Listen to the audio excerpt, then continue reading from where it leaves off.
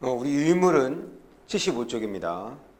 우리 어제도 늦게까지 수업을 해서 좀 많이 피곤할 텐데, 끝까지 최선을 다하면 분명 여러분들이 원하는 결과, 좋은 결과를 얻을 수 있을 거라 생각을 합니다. 쉽진 않겠지만, 이 영상 잘 보고, 이 단원을 잘 정리하기 바랍니다. 75쪽이에요. 지금 이 단원에서는 지금 이제 읽기 목적에 따라서 읽는 방법을 점검 조정. 그 점검 조정이 무슨 뜻이냐면 읽는 중간중간에 뭘 한다는 거야. 내가 이 글을 내가 읽으려는 목적에 따라서 내가 해결하는 문제에 맞춰서 적절하게 읽고 있는가 그렇지 않은가를 확인을 하고 스스로 확인을 하고 조정한다는 얘기는 읽을 때마다 읽는 방법들을 좀 달리한다라는 의미인 거죠. 여기 지금 초인지라는 개념이 나오는데 이건 이제 여러분은 몰라도 되는 개념입니다. 그 다음 요 밑에 쓰기 맥락에 따른 쓰기 과정의 점검과 조정 똑같죠. 점검과 조정이라고 하는 것은 지금 중간에 읽는 중간이나 글을 쓰는 중간에 지금 자신이 적절하게 읽고 있는지 혹은 쓰고 있는지를 돌아보고 따져보고 그래서 그 상황을 해결하기 위해서 혹은 적절하게 읽기 위해서 그 다음에 글을 쓰기 위해서 내용을 바꾸는 것 그것이 이제 조정이라고 생각을 하시면 됩니다.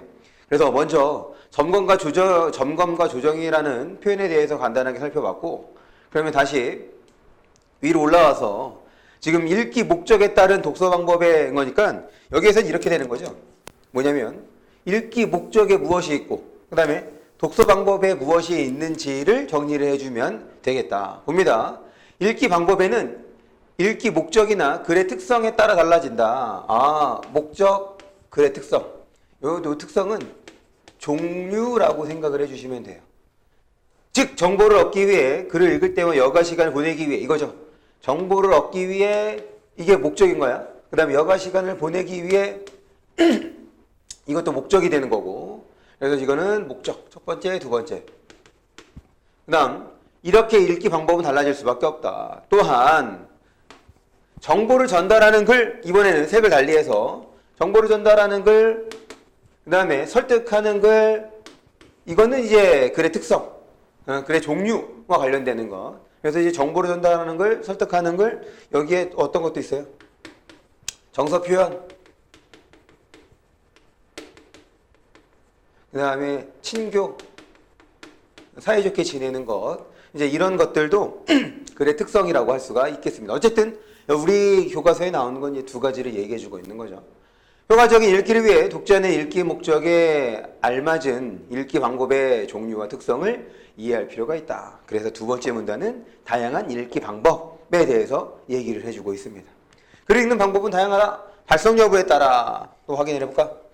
발성 여부에 따라서 음독과 묵독으로 그 다음에 속도에 따라서 속독과 지독으로 그럼 속독은 빨리 읽는 거고 지독은 천천히 읽는 거지. 읽는 범위에 따라 그 다음에 완독과 발췌독 발췌독은 이제 뽑아서 읽는 거라면 완독은 전체를 다 읽는 것 꼼꼼하게 읽는 정도에 따라 통독과 그 다음에 정독 미독으로 통독은 이거 훑어 읽는 걸 말하는 겁니다. 훑어 읽는 거. 그 다음 내용에 대한 태도 1, 2, 3, 3이야. 여기 4가 되겠죠. 그 다음에 5. 태도에 따라서 수용적 읽기와 비판적 읽기 등으로 나눌 수 있다. 그러니까 다양한 방법으로 이제 글을 읽을 수 있다라는 거죠. 그러므로 독자는 글을 읽기 전에 읽기의 목적, 글의 특성을 떠올려 보고 읽기 전중 후 우리도 이제 이 읽기 전중 후 읽기 전에 어떤 활동을 하고 그 다음에 읽으면서 어떤 활동을 하고 읽고 난 다음에 어떤 활동을 하는지 이것도 이제 확인을 할 겁니다. 따라 적절한 읽기 방법을 선택하며 글을 읽을 수 있어야 한다. 이거를 이제 정리해 준 게 그 밑에 나오는 그림이죠. 여기에서 이제 어떤 게 중요한 거냐면 이제 앞에서 이제 읽기 방법들은 다 확인을 했으니까 지금 글을 읽기 전에 글의 내용을 예측하고 질문을 생성하고 그러니까 여기서 말하는 질문은 뭐 소제목이라든지 혹은 그 작품 글 전체의 제목이라든지 이제 넘겨보면서 그림이 막 나오기도 하거든. 그런 거에 대해서 이제 질문을 만든 거예요. 이건 어떤 그림일까? 아, 이건 이런 그림이겠구나. 라고 이제 생각을 해보는 거죠. 그러면서 읽는 중간에 지금 읽기 전에 만들어 놓은 질문에 대해서 어떻게 하면 되는 거야? 답을 찾으면 되는 거잖아. 그 다음에 배경 지식 활성화. 읽을 때는 단어 의미를 파악하고 전개 방식, 내용 이해, 추론 비판, 감상까지. 그 다음에 읽은 후의 활동에는 요약 정리, 평가와 감상. 이렇게 진행이 된다고 생각을 해주시면 될 것 같아요. 이걸 이제 한 편의 글을 통해서 다 살펴볼 거다. 그 다음 쓰기 맥락에 따른 쓰기 과정의 점검과 조정을 보면 여기에서 이제 중요한 건 쓰기 맥락입니다. 여러분들이 반드시 알아야 할 개념 쓰기 맥락. 쓰기 맥락에는 독자, 주제, 목적, 매체 등이 있다. 이때 말하는 매체는 뭐 인쇄 매체, 그 다음에 영상 매체, 혹은 방송 매체, 아니면 인터넷 매체. 무슨 말이냐면 지금 어디에다가 글을 쓸 거냐가 중요한 거야. 어디에다가. 그것을 이제 매체라고 생각을 해주시면 돼요. 그래서 쓰기 맥락에 따라서 쓰기 맥락 중요하죠. 기억해 주시고 봅니다. 소재가 같은 글이라도 글의 주제, 목적, 독자, 매체에 따라서 즉 이게 다시 한번 더 뭐라고? 이게 쓰기 맥락이라고. 따라 글의 내용이나 형식이 달라질 수 있다. 따라서 글을 쓸 때에는 맥락에 따라 점검, 조정, 보완할 수 있어야 하고 이때 점검과 조정이 필요한 이유는 이것도 이제 주의해서 봅니다. 글쓰기가 지금 글쓰기 단계예요. 글쓰기 일반적인 단계 1, 2, 3, 4 이렇게 일반적인 단계가 되는 거고 내용 생성에서는 어떤 것까지도 표현하는 거냐면 얘는 선별까지도 포함이 됩니다. 선별이 무슨 뜻이야? 고르는 거지. 그러니까 내용 정보 수집을 막 하고 난 다음에 그래서 우리 쓰기 맥락과 관련해서 해당하는 것들을 선별하는 것까지 내용 생성이 되는 거야. 그 다음에 내용 조직은 쉽게 개요 짜는 거라고 생각을 해주시면 됩니다. 이렇게 해서 표현하고 고쳐서도 오고 중요한 건 이 과정이 연속적인 언어 활동이 아니라 그래 실제로는 1, 2, 3, 4, 5 이렇게 이루어져. 그런데 각 단계가 여기가 이제 각 단계가 끊임없이 회귀되는 과정. 돌아간다는 회귀는. 왜? 지금 이렇게 해보니까 앞에 쓰기 맥락에서 이런 것들을 좀 바꿀 필요가 있겠어. 계획하기로 돌아가서 쓰기 맥락을 다시 한번 설정을 하자. 또 진행하다가 주식하고 난 다음에 내용 생성에서 조금 내용이 부족했어. 그러면 좀 더 내용을 찾아보자. 이런 식으로 앞선 단계로 돌아가서 그러니까 점검하는 과정에서 앞선 단계로 돌아가서 이제 조정하고 반영하고 이런 것들을 이제 회귀하는 과정이다. 회귀적이라고 이제 얘기를 하는 겁니다. 그래서 일단 일반적인 단계는 이렇게 5개의 단계가 되는데 각 과정이 회귀적 과정, 회귀적 단계를 거친다. 이렇게 봐주시면 될 것 같아요. 그래서 이제 여기에서는 주로 고쳐쓰기와 관련해서 살펴보는데 지금 고쳐쓰기 방법을 보면 고쳐쓰기에서는 요새 제가 이제 또 시험 때라 수업을 많이 해서 지금 목소리가 좀 잠겼습니다. 자꾸 그래서 지금 오늘 점심시간도 지금 지났는데 아직도 목이 안 풀리네. 그래서 자꾸 이제 이게 뭔가 자꾸 목 걸려서 이렇게 킁킁 되는 거니까 좀 이제 미안합니다. 계속 볼게요. 하나, 둘, 세 번째 줄 보시면 지금 이제 글을 고쳤을 때 어떤 순서로 고쳤으냐. 일단 무조건 큰 것부터입니다. 글 전체 수준에서 그 다음에는 문단 수준 그리고 문장 수준 그 다음에 단어 수준 이렇게 큰 것부터 작은 것 단위로 진행이 되면 되겠고 여기에 해당하는 세부적인 내용은 뒤에 이제 학습활동 보시면 지금 각 단계별로 어떻게 해야 되는지가 나와 있으니까 그걸 통해서 확인해 주면 될 것 같아요. 그러면 이제 본격적으로 본문을 좀 살펴보겠습니다. 지금 이제 이 단원이 읽는 것하고 쓰는 것을 이제 한 번에 이제 처리를 하고 있는 거라서 지금 그것을 좀 확인을 하고 넘어갈게요. 봅니다. 하윤이 읽기 활동을 바탕으로 글 읽기 목적에 따라서 글 읽기 방법 조정한 부분을 찾아보고 그 이유를 추론해보자. 그래서 먼저 왼쪽으로 와야 돼. 내가 지금 글을 읽으려는 목적 이런 것이 나와 있거든. 수행평가 주제가 우리 문화유산의 아름다움이었지. 우리 모두는 보자기 선택, 참 보자기와 서양 예술 작품을 비교하기로 했지. 지금 이렇게 되는 거죠. 지금 결국에는 수행평가를 해결하기 위해서 글을 읽는 거예요. 그러니까 필요한 정보를 찾는 거죠. 그래서 여기 정리해보면 읽기 목적, 수행평가 과제 해결을 위해서 정보 수집을 하는 거예요. 그러면 당연히 지금 이게 머릿속에 있어야 돼. 그래서 이것이 읽는 것이 이것과 지금 이 주제와 그 다음에 자신이 해결하는 문제와 관련이 있는지 없는지를 따지면서 이제 읽어야 되는 거예요. 예를 볼게요. 박물관에 대한 글이네. 그러면 이제 뭐야? 아직 읽어보지 않은 거죠? 박물관. 이제 소제목을 통해서 확인한 거야. 소제목을 통해서 이제 읽기 전이 되겠지. 예측하기. 과제와 연관이 있을까? 그래, 한번 생각해보는 거죠. 한번 훑어보자. 이게 바로 뭐가? 한번 훑어보자. 라고 되니까 훑어읽기, 이제 통독이 되는 겁니다. 훑어있는 거. 통독. 그래서 읽어봤더니 어때? 아니래. 뭐 건너뛰는 거지. 만약에 이게 읽어봤더니 자신의 그 수행평가 주제라든지 자신의 어떤 목적과 맞아. 그럼 어떻게 되겠어?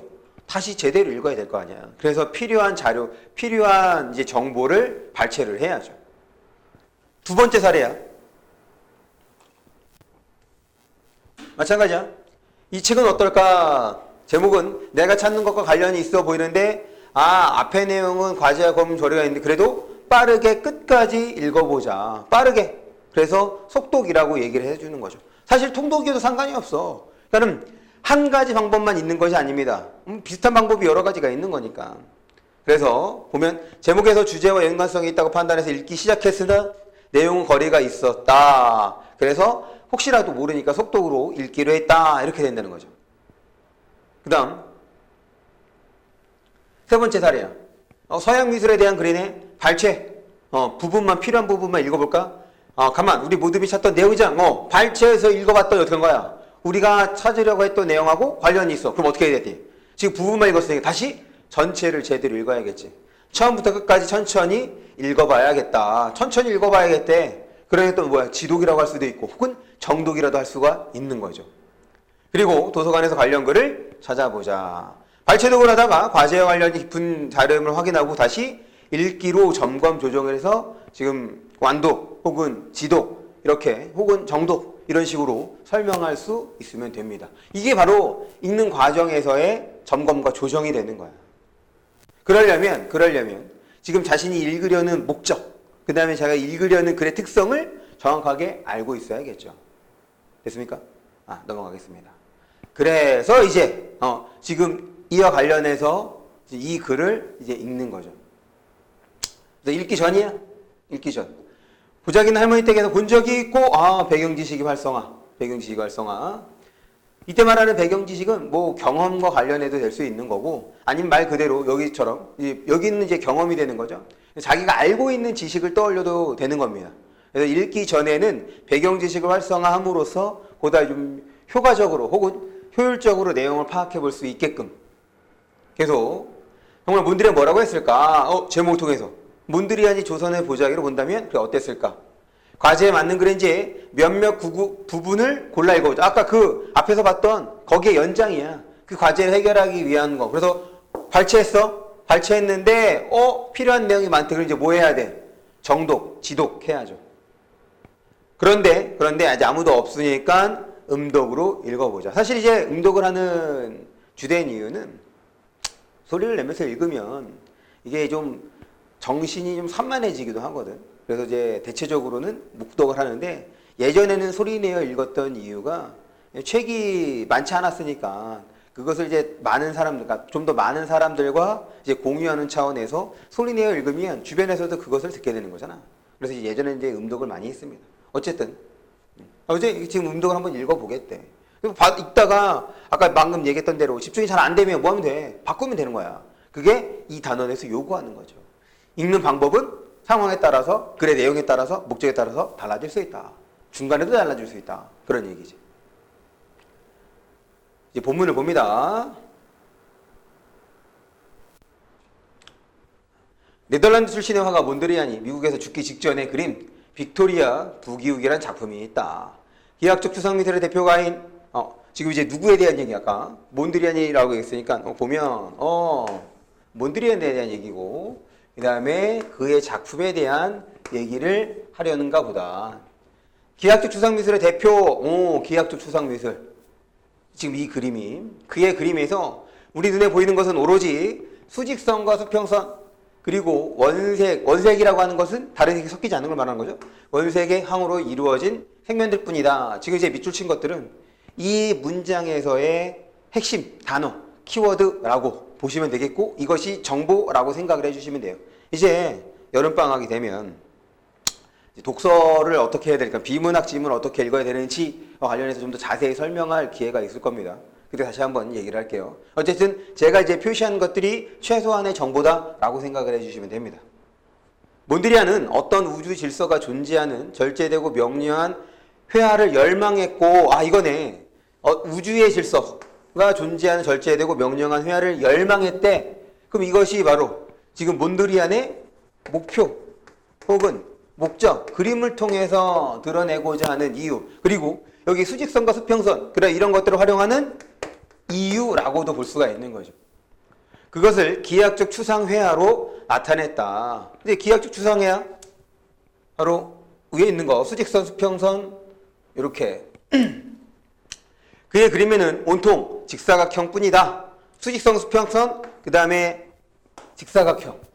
몬드리안에게 예술은 그의 인생 전부를 넘어서 거의 종교에 가까운 것이었다. 그의 작품에는 모두 고결한 수직선, 순수한 수평선, 다양한 길이와 넓이의 선들. 자 이제 지금 이제 내가 밑줄 친 부분이 여기서 이제 핵심적인 정보라고 얘기를 했는데, 그래서 앞에서 얘기했던 거는 굳이 표시할 필요가 없잖아. 그런데 지금 여기에서 일정한 것이 아니라 다양한 길이와 그 다음에 넓이로 이제 이루어져 있대요.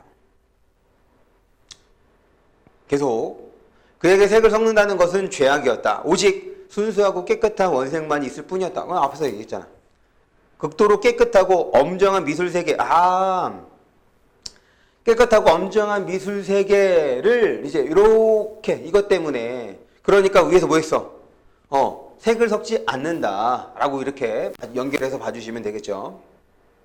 창조하기 위해 욕망을 불러일으키는 고혹적인 미를 그림에서 모두, 그러니까 이 고혹적인 미에 대해서 몬드리안은 얘를 이제 부정적으로 생각을 한 거지. 제거했다고 얘기를 했으니까. 그래서 지금 몬드리안과 관련이 없는 것 이렇게 가로를 칠게요. 됐죠? 그의 그림들은 충분히 매력적이며 예술적인 힘이 있다. 지금 여기에 이제 몬드리안의 그림을 설명을 하는데, 지금 그 그림에 해당하는 게 없으니까 이제 친구가 찾아본 거야. 설명이 어렵네. 이 그림이 몬드리안의 빅토리아 부기국이구나. 그림을 보니까 이해가 좀 된다. 이렇게 지금 글을 읽는 과정은 기본적으로 문제 해결 과정하고 일치한다고 보시면 됩니다. 1차적으로 이렇게 되는 거지. 글의 내용을 파악하기 위해서 지금 어려운 표현들 혹은 이해가 안 되는 부분들은 찾아가면서 보는 거야. 그럼 내가 그 읽는 순간에 맞닥뜨린 그런 문제를 해결하면서 보는 과정이기도 하고, 사실 지금 이걸 읽는 이유도 뭐야? 지금 이 친구의 문제를 해결하기 위한 거잖아. 왜냐면 과제거든. 지금 수행평가를 하기 위해서 지금 이 글을 읽고 있는 거니까 이거 자체의 목적도 뭐야? 문제 해결이 되는 거지. 그래서 이 글을 읽는 것은 문제 해결 과정하고도 연결된다라고 생각해 주시면 되겠어요. 계속 볼게요. 그러나 이것이 함축하는 그 철학적 개념이 오히려 감상에는 장애물이 될 수 있지만, 그렇죠. 지금 몬드리안이 추구하는 세계가 지금 말만 봐도 어렵잖아. 장애물이 될 수 있지만 추상을 너무 어렵게 생각할 필요는 없다. 이거구나. 추상을 어렵게 생각할 필요는 없다. 어렵고 복잡한 것일수록 쉽고 단순하게 보면 의외로 쉽게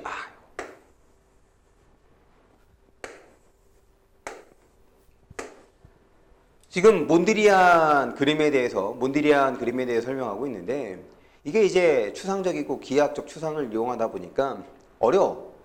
그런데 사실은 어려운 것일수록 단순하게 생각하면 쉽게 풀린다? 그러면 그 다음에 뭐가 나오겠어? 예측해봐. 그 다음에 단순할 수 있는 것. 왜 단순하게 보면 되는지, 왜 단순하게 접근하면 되는지, 왜 그런 경우가 있는지, 어떤 경우인지를 제시해주면 될 거 아니야. 됐어? 그래서 이 부분을 통해서 다음에 나오는 내용을 좀 이제 예측해 볼 수가 있겠습니다. 계속 볼게요.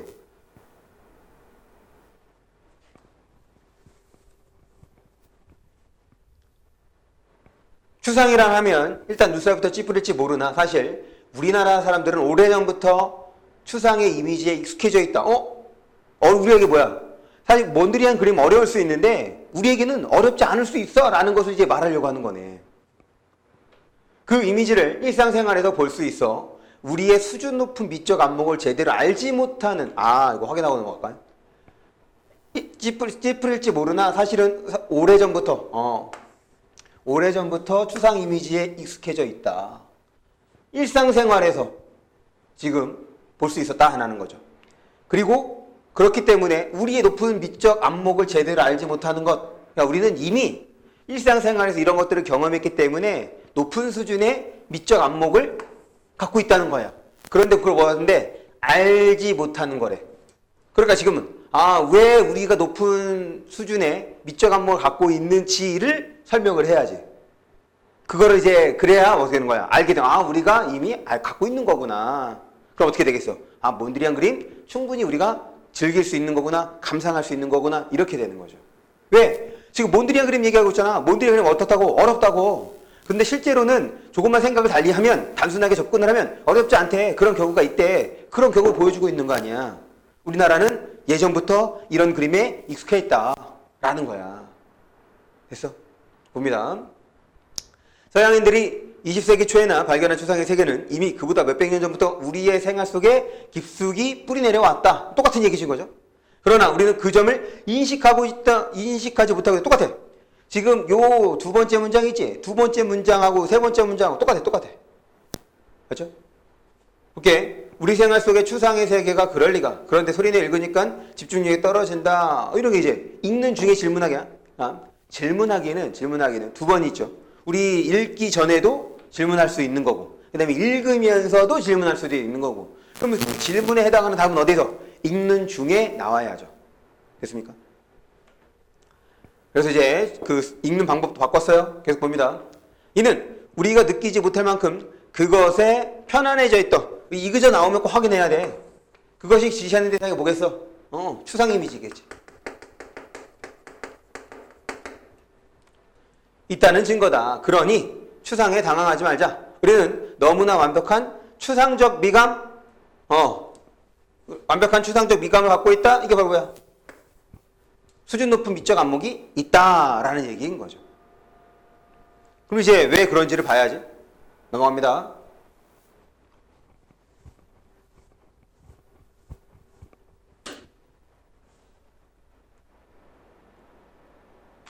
그러면서 이제 우리의 사례야. 왜 우리가 그런 높은 안목을 갖고 있다라고 말할 수 있는지 뒷받침해주는 사례, 근거라고 보시면 되겠죠. 실제로 우리의 전통 그림은 추상적 개념의 그 뿌리를 두고 있다. 먼저 뭘 통해서? 우리의 전통 그림을 통해서 뒷받침을 하네. 먼저 전통 그림의 첫 번째죠. 서예의 경우 표의 문자인 한자는 사물을 약화해서 만든 기우체계이기 때문에 지금 단어들이 어려워. 표의 문자가 무엇고 그 다음에 약화가 뭐고 이런 것들도 어떻게 하면 돼? 사전을 찾아보면서 읽으면 된다. 이런 거야. 계속해서 볼게요. 기호체계이기 때문에 그것은 사물의 근본임을 추출해서 추상한 개념이라고 봐야 한다. 봐봐. 지금 이 글에서의 핵심은 몬드리안 그림이죠. 몬드리안 그림이 어려워. 그런데 우리는 예전부터 이런 추상 이미지에 익숙해져 왔으니까 충분히 몬드리안 그림도 감상할 수 있어야 이거야. 지금 이 글에서 말하고 싶은 것은. 그런데 이제 그것을 우리가 익숙해져 있어. 이런 추상화 잘 볼 수 있어. 라는 것을 뭐 해야 돼? 우리한테 인식시켜줘야 된단 말이야. 왜? 우리는 할 수 있는데 거기에 대한 생각이 없어. 모르거든. 그래서 필자는 지금 그것을 설명하려고 하는 거예요. 그게 그러면 서예 자체가 중요한 게 아닌 거죠. 이 글에서의 핵심은 맞아. 서예가 이런 그러니까 뭐야? 우리는 지금 서예가 이렇게 추상화된 거니까 그것을 우리가 봐왔어. 이런 거를 볼 수 있다는 얘기는 볼 수 있는 안목이 있다는 얘기 이렇게 연결이 되는 거잖아. 그러니까 내가 여기다 따로 표시하지 않는다고. 이 글의 전체 구조와 관련돼서 핵심적인 내용은 아니기 때문에. 오케이? 봅니다. 그것은 사물의 근본임을 추출해서 추상한 개념이다. 그래서 서예를 예술한 장르에 포함할 수 있는 것이다. 동양미술의 가장 중심이 되는 문이나 역시 추상적 관념으로 그려져 있다. 두 번째가 이제 얘인 거죠. 우리의 전통 그림, 서예, 문이나 이렇게 되는 거네. 서양인들이 눈에 보이는 현상의 묘사를 추구했다면 동양인들은 지금 서양인들은 이렇고 동양인들은 이렇대. 대조의 방법으로 지금 동양화의 특성을 드러내주고 있습니다. 눈에 보이지 않는 깊은 내면의 세계, 기의 세계 또는 우주의 이치를 그리는 것에 관심을 두었다. 눈에 보이지 않는 우주의 천리, 자연의 이치, 이 우주의 천리, 그 다음에 자연의, 밑줄 치면 안 되는 건데. 이것이 바로 뭐라는 거예요? 이것이 추상적 개념, 추상적 대상이라는 거죠. 됐어? 봐봐, 저 정리합니다. 지금 서예는 표의문자인 한자야.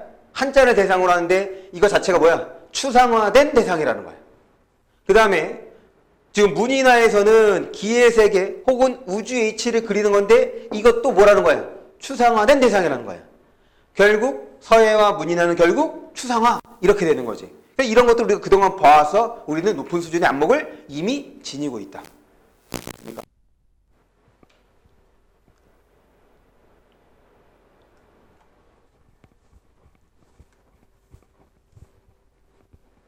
계속 봅니다.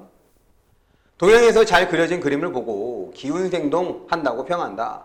기운이 넘쳐나는 그림이란 뜻인데 사실 기라는 것은 우리 눈에 보이지 않는 것이 보이는 것이 아니다. 마치 화면 안에서 기운이 약동하여 살아있는 듯한 경지 이런 거 이제 얘기를 해야죠. 마치라고 얘기를 했으니까 이제 비유적 표현인 거죠.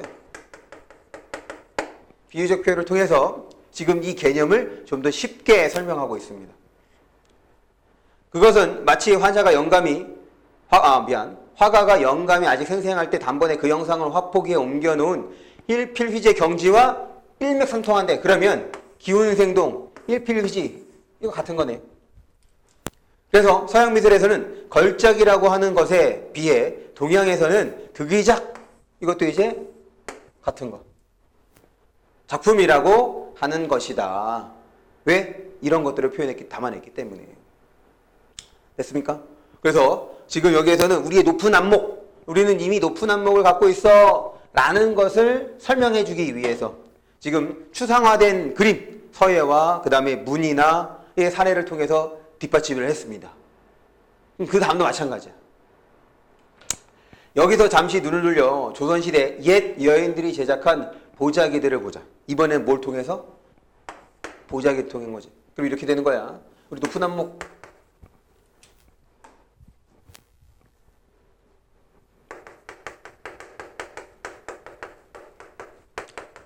추상적 이미지를 이해할 수 있는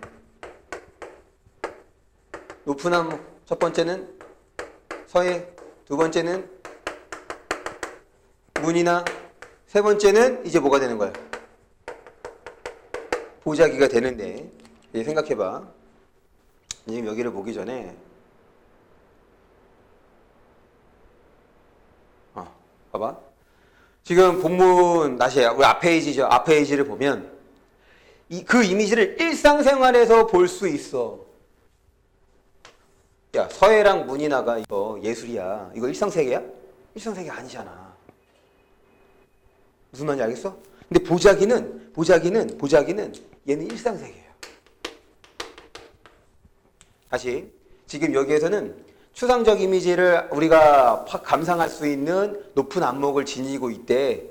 이런 것들을 봐왔으니까 이런 그림들은 이미 추상적인 개념을 이제 추상적인 대상을 그림으로 표현한 거니까 이런 것들을 봤으니까 안목이 있는 거야. 그런데 거기에서 일상생활에서 볼 수 있대. 그러면 일상생활과 관련되는 것도 제시를 해줘야 될 거 아니야. 그래서 그 다음에 시선을 돌려서 이 보자기는 일상생활에서 볼 수 있는 거거든. 그래서 이제 이거를 얘기해 주는 거죠. 얘는 관련돼서 일상생활과 관련해서. 됐습니까? 지금 내가 이렇게 글을 왔다 갔다 하면서 읽고 있죠? 이것이 독해의 기본적인 어떤 여러분들이 지녀야 하는 태도, 습관이라고 좀 봐주시면 돼요. 그냥 한 번에 쭉 내린다고 해서 글을 이해할 수 있는 것이 아니다. 파악하는 것이 아니다. 이건 나중에 자세히 좀 설명을 할게요. 그래서 지금 여기 보자기 얘기가 나오는 거야. 볼게요. 여기서 잠시 눈을 돌려 조선시대 옛 여인들이 제작한 보자기를 살펴보자. 우리나라에서 보자기가 발달한 것은 무엇보다도 주거 공간이 협소했기 때문이었던 것 같다. 지금 필자가 생각하는 거죠. 필자가 생각할 때 보자기가 발달한 이유 첫 번째, 주거공간 협소. 보자기는 신축성이 있어서 주거공간 협소한 우리네의 가재도구로서 제격이었다. 신축성, 이것 때문에 가능했다. 또한 그 이면을 들여다보면 보자기에는 우리네 어머니들의 신앙이 배어있지 않았나? 신앙이라고 하는 것은 종교에 대한 거잖아. 이게 뭐 이거지? 복을 빌었다. 이런 보자기들, 이렇게 일상생활에서 이런 것들을 반영한 보자기를 옛 여인들이 어려운 생활 여건 속에서 쓰다 남은 자투리 조각천을 활용하여 만든 규방예술품입니다. 자투리 조각천을 활용, 그 다음에 규방예술품. 왜 지금 여기다가는 선생님 앞에서는 지금 얘네들과 관련해서 밑줄 안 쳤잖아요. 그런데 왜 얘는 밑줄 쳐요? 왜 얘는 밑줄 쳐요? 아이고, 이거 아니. 지금 이거 우리 수행평가 과제와 관련해서 보자기의 아름다움에 대한 얘기였었잖아. 보자기의 예술성 혹은 보자기의 아름다움에 대한 얘기야. 그런데 지금 여기는 드디어 보자기에 대한 얘기가 나오잖아. 뭐 하다가? 이렇게 예술작품들 얘기하다가 보자기 얘기가 나오기 시작했다고. 그러니까 여기부터는 내가 읽으려는, 그러니까 이 친구죠? 이 여자친구가 읽으려는 뭐에? 목적과 그 다음에 거기에 부합되는 내용이라고 할 수가 있는 거지. 이거부터 다시 표시가 돼야지. 무슨 말인지 알겠어? 계속 봅니다. 이 보자기를 제작한 옛 여인들은 정규 미술 수업도 받은 적이 없으며 예술품을 제작한다는 원대한 뜻을 품고 만든 것도 아니다. 당연하지. 일상생활에서 쓰려고 만든 건데 이런 게 뭐가 필요해. 그들은 그저 여가 시간에 폐품을 이용하여 폐품? 뭐로 어떤 표현을 바꾼 거야? 자투리 천정 바꾼 거네. 가기에 필요한 가재도구. 이거 뭐야? 이거는 보자기. 훌륭히 만들어낸 것 뿐이다. 물론 이왕이면 보기 좋은 게 좋을 테니 자신들이 가지고 있는 재료를 10분 활용하여 미적으로도 아름다운 조각보. 이거는 규방예술품. 이렇게 연결해서 봐주시면 되겠죠. 넘어갑니다.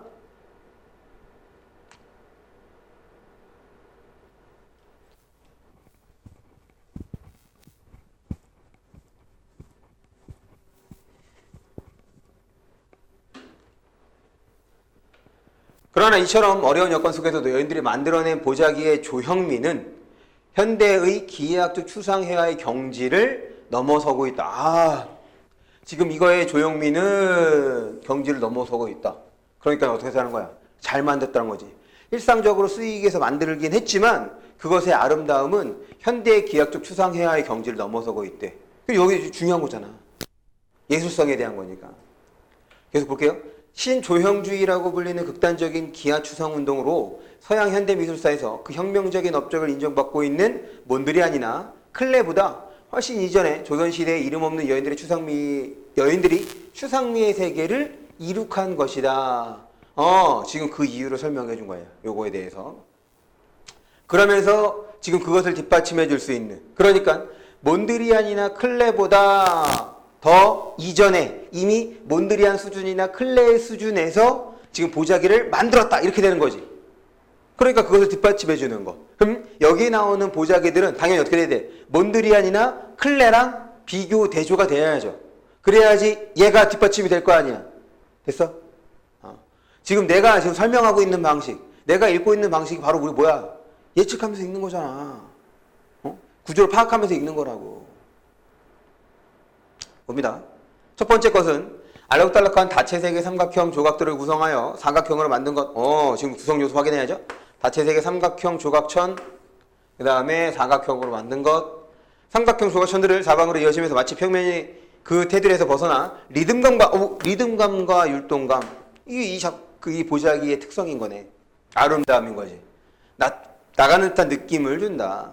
겹겹이 펼쳐진 우리 산천의 구릉들을 보여주기도 하며, 지금 이거를 통해서도 우리 산천의 구릉들도 보여주고, 계속해서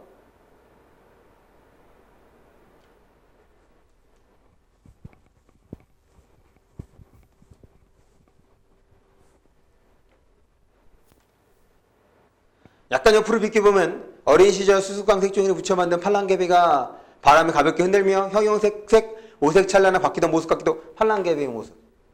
보잘것없는 요란한 색종이 가루가 요지경 속에서 묘지경 속의 모습. 그 흐뭇한 기억을 떠오르게 한다. 옷보태들이 배색도 옷보태들이 배색 또 단색으로 한 것이 아니라 변화를 주면서 여러 가지 색채를 조합하여 오른쪽 세로면에 진한 쪽빛천이 긴장감을 느끼게 한다. 그렇지만 왼쪽 세로면과 아래쪽의 가로면의 자홍색이 긴장감을 완화. 야, 긴장감 주고 긴장감도 긴장 이완 완화. 전체적으로 정신없어 보일 수 있는 패턴이 안정되어. 이것이 지금 이 보자기의 아름다움이라고 할 수가 있는 거죠. 봐봐. 앞에서 했던 리듬감, 율동감, 안정감. 그리고 이런 기억, 이런 모습들을 보여주는 것이 지금 이 보자기의 아름다움이라고 할 수가 있는 거지. 전체적으로 있게 한다. 그 다음에 두 번째 것입니다.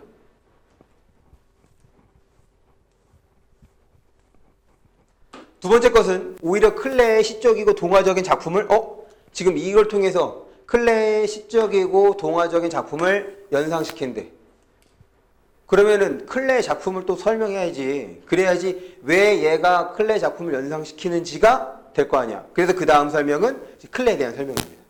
작은 나라 스위스 출신의 작은 작가 파울 클레는 그는 작은 그림만 그렸던 화가자, 음악가였다. 클레는 아이 같은 그림으로 우리를 소박하고 서정적인 신비의 나라로 인도한다. 그의 그림 고대의 소리에서는 각양각색의 정사각형들이 희미하게 음을 연주하는 것 같다. 그래 봐봐.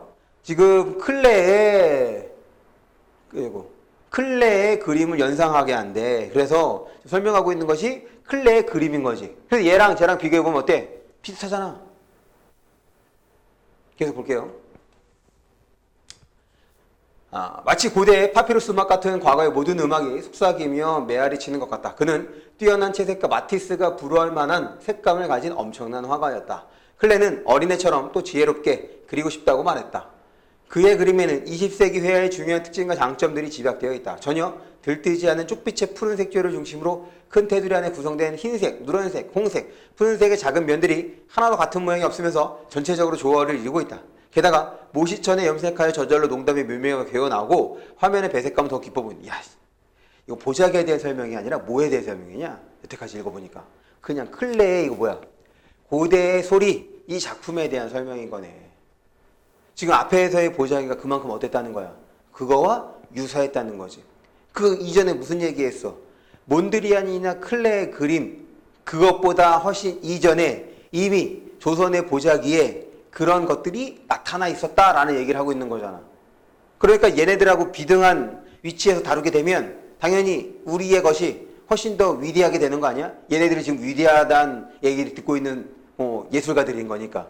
그래서 지금 그 얘기를 해주고 있는 거야. 생각해보면 지금 이제 수행평가가 이 보자기의 예술성에 대한 얘기를 그러니까 필요했던 거죠. 그것과 관련해서 이제 글을 쓰려고 했던 수행평가를 하려고 했던 건데 지금 여기에 나오는 거는 보자기 예술성을 설명한다기보다는 조금 뭔가 핀트가 안 맞는 느낌이 들긴 하지. 직접적으로 이것 때문에 이런 것 때문에 보자기에서 예술성을 우리는 확인해 볼 수 있다가 아니란 말이야. 지금 보자기에 나타나는 그런 아름다움을 몬드리안이나 혹은 클레의 그림의 아름다움과 견주어 보고 있다고, 비교하고 있다고. 됐어? 왜? 앞부분 생각해 볼까? 지금 처음에 뭐 얘기했어? 몬드리안 얘기했지. 그런데 지금 몬드리안 그림이 우리는 어렵다고 느낄 수 있지만 실제로 우리는 이런 것들을 일상적으로 경험했기 때문에 어렵지 않게 감상할 수 있다. 지금 그 얘기였거든. 그 얘기에서 이어지고 있는 거잖아. 그러니까 그 얘기에 맞춰서 내고 있는 거지. 야, 이런 거 우리 예전부터 보아왔던 거야. 그러니 몬드리안의 그림 어려운 게 아니라 지금 이게 되는 거라고. 이거 자체가 예술성. 이 보자기 자체가 예술성을 지니고 있다. 거기에 초점을 두고 쓴 글이 아니란 얘기인 거지. 그러니까 핀트가 지금 읽어갈수록 조금씩 안 맞는 보자기에 대한 얘기가 나왔는데 안 맞아. 조금 더 확인해 볼게요. 마지막 것은 흰색, 보라색을 기조로 차분한 구성을 보여주어 마치 현대, 봐봐. 자꾸 또 뭐해? 현대의 생면추상 회화를 보는 듯하대. 자꾸 어떻게 되고 있어? 이것 자체의 아름다움을 얘기하는 것이 아니라 현대의 추상미술하고 자꾸 비교하고 있는 거잖아. 모두 다 어떤 정형화된 패턴을 형성하지 않고 상당히 자유롭고 자연스럽게 구성되었다는 것. 이건 요 보자기의 특성인 거죠. 밑줄 쳐볼까? 그 다음에 정형화 패턴을 형성하지 않고 자유롭고 자연스럽게. 그러면서도 전혀 산만하지 않다는 것. 그 당시 어떻게 이렇듯 현대적 감각의 작품을, 그것도 재래도 한정된 상태에서, 왜? 자투리잖아. 이걸 만들려고 했던 게 아니야. 이것을 이루려고 했던 게 아니었던 거죠. 감탄하지 않을 수 없다. 그래서 아까 제목이죠. 몬드리안이 조선의 보자기를 본다면 어떤 표정을 지을까? 자신이 구현했던 것들을 이미 그 이전에 있었으니까. 그래서 지금 우리 전통예술, 지금 보자기, 거기에 담긴 그 아름다움과 우수성을 지금, 왜? 몬드리안이라는 사람 자체가 어떤 거야? 대단한 사람이야. 그러니까 이 사람과 견주어 보는 것 자체가 지금 이것이 어떻다는 거야? 우수하다, 뛰어나다라는 얘기인 거지. 계속 이런 옥보 외에도 추상성을 지닌 조형 예술들은 우리 주변에 무수히 많다. 다시 앞으로 돌아가서 우리는 이런 것들을 일상적으로 경험해 왔다. 이런 추상 예술, 추상적 이미지를 일상적으로 경험해 왔다는 거 자꾸 뒷받침해주고 있는 거야. 볼까요?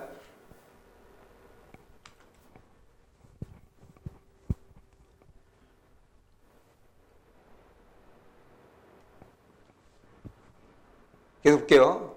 우리 전통 가옥, 그 다음에 전통 문양들, 한복, 이런 것들은 다 추상적인 거야. 뭐뿐 아니라 보자기뿐 아니라. 근데 이런 것들은 다 어디서 볼 수 있어? 일상에서 볼 수 있는 것들이지. 그러니까 일상에서 이런 이미지 봤더니 우리는 이미 높은 수준의 안목을 갖고 있다. 뭐와 관련해서? 추상과 관련해서. 계속 봅니다. 더욱이 이러한 추상의 세계는 수학자까지 동원해가며 만들어낸 서양식의 인위적 것이 아니다. 또 뭐하고 있는 거야? 대조하고 있는 거지. 생활 속에서 자연스럽게 생겨나 서양의 인위적인 것, 생활 속에서 자연스럽게 지금 이게 이제 대조가 되고 있는 거죠. 인간의 훈훈한 온기가 도는 자연적 추상.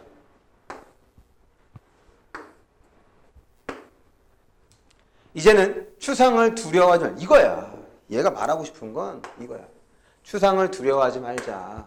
그러니까 몬드리안 그림 어려운 거 아니다. 잘 감상할 수 있다.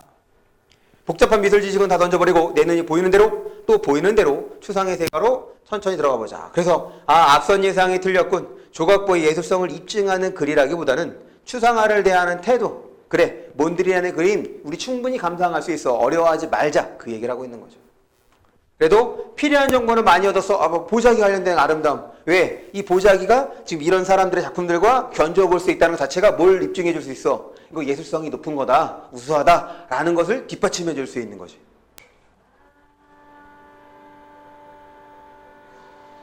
마지막입니다.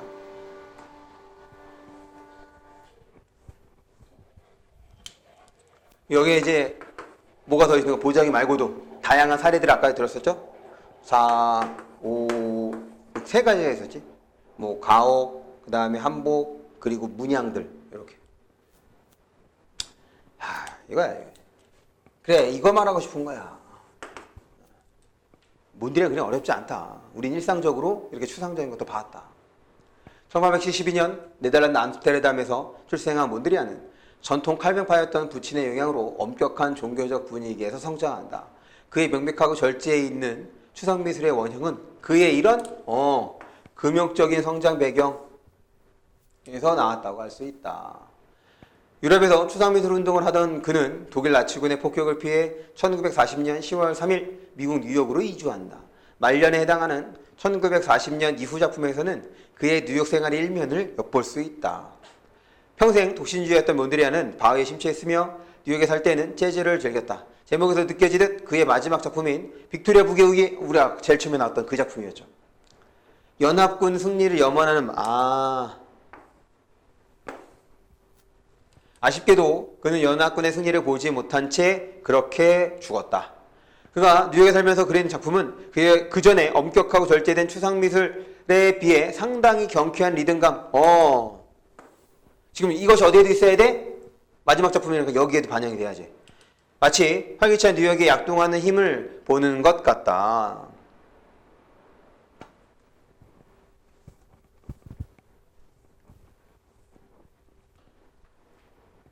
그는 추상회화를 통해 초자연적인 어떤 질서에 대한 자신의 바람을 보여준 것이다. 이건 앞에서 얘기했던 거죠. 사실 분별 없고 공상에 차있는 우리 인간들에게 질서란 낯선 것일 수도 있다. 그리고 우리의 현실 세계는 뒤죽박죽이고 혼란스러운 점도 있다. 몬드리안은 그런 현실 세계를, 그러니까 뒤죽박죽이고 혼란스러운 현실 세계를 그림 속에서 질서 있게 만든 것. 지금 이것이 바로 어떤 질서를 표현한 거다라는 거네. 몬드리안이 활동하던 20세기 초는 기계 시대였다. 그가 살던 당시의 사람들은 과학기술의 발달이 인류에게 장밋빛 미래 선살이라고 믿었었다. 이런 기계의 이미지는 예술에도 그대로 반영되었다. 독신으로 살면서 평생 청빈한 삶을 실천한 몬드리안은 기계적 미로 상징되는 자신의 수평성. 이것도 이제 반영됐다는 얘기인 거죠. 인간 세상에 엄격하고 조화로운 질서를 만들려고 한 것이다. 그래서 그 몬드리안 그림의 의미라고 할 수가 있는 것이. 결국에는 이 몬드리안의 그림을 설명하기 위해서 어려운 것이 아니다. 충분히 우리가 감상해 볼 수 있다라는 것을 우리의 이제 예술 작품들 혹은 일상에서 볼 수 있는 것들을 통해서 설명한 글이 되는 거죠. 됐어? 내용을 정리해 보면 이제 읽기 후 활동이 되겠지. 보자기에는 추상회화에서 볼 수 있는 기하학적 아름다움이 담겨 있다는 것이겠군. 그래. 이런 내용을 중심으로 그래 이거잖아. 여기서 설명하려고 하는 것은 몬드리안 그림 어렵지 않아? 우리 잘 감상할 수 있어? 몬드리안 그림은 이런 그림이야 라고 하는 건데 얘는 그래 지금 이 글을 읽은 목적이 수행평가를 하기 위한 거잖아. 그래서 수행평가에 해당하는 내용만 뭐 한 거야? 갖고 오면 되는 거지. 됐어? 계속 봅니다. 그래서 지금 학습활동에 나오는 거 확인해 주시면 되겠고 그 다음에 여기서 보면 지금 여기 이제 글쓴이가 말하고자 하는 바를 요약하고 정리하고 있어. 그 위에 있죠? 읽기 목적과 거리에 있는 부분은 빠르게 속도를 읽어나가고 있어. 지금 이 부분은 읽는 중. 글을 읽다 의문이 드는 점이 나왔지만 내용에 대한 이해를 지속하기 위해 끝까지 통독을 읽고 나가고 있어. 일단 읽는 중에 점검활동이라고 보시면 되겠고 그 다음에 글에서 얻은 정보를 바탕으로 글쓰기 계획을 구상해보고 있다. 이건 읽은 후의 활동. 그렇게 정리해볼까? 요 두 개가 이제 읽은 후 활동인 거고 요게 이제 요거까지 포함해서 읽는 중에 활동이었다. 이렇게 정리할 수 있겠습니다. 넘어갈게요. 그 다음에 이제 글쓰기야. 이게 사실은 가장 필요했던 거지. 이거 하려고 지금 이 글을 읽었던 거니까. 그 다음에 우리 오른쪽을 보시면 고쳐쓰기 방법 있죠? 요거 기억해 주세요. 글 전체 수준, 문단 수준, 문장 수준, 단어 수준. 이게 이렇게 진행되는 거잖아. 이렇게 진행되는 겁니다. 그럴 때 큰 것부터 작은 것 요거 기억해 주시고 그 다음 쓰기 맥락 무조건 쓰기 맥락 중요해. 목적, 주제, 독자, 매체 쓰기 맥락에 따라서 지금 이제 내용 구성 방향 그 다음에 수집할 자료 이런 것들을 이제 선정을 한 겁니다. 그렇게 해서 이제 어떻게 했어? 글을 썼어. 그러면서 지금 이 내용들이 우리 요 방향과 관련돼서 적절한지 그렇지 않은지를 이제 고치는 겁니다. 뭐에 따라서? 먼저 글 전체 수준, 그 다음에 그래서 글 전체 수준에서 예상 독자를 고려하고 그렇게 봐주시면 되겠네요. 이것도 그냥 읽어봐 주시면 됩니다. 어려운 내용이 아닌 거니까. 됐죠? 그래서 지금 우리 요 단원은 지금 2단원에서 두 번째 소단원은 여기까지 해서 이제 정리를 하는데 지금 이제 내용 설명하는데 시간이 좀 많이 걸렸죠? 그 외적인 것은 그렇게 어려운 게 아닌 거니까 간단하게 좀 확인해 주시면 되겠습니다. 긴 시간 동안 고생 많았어. 일단 여기까지 하는 걸로 할게요. 고생했다.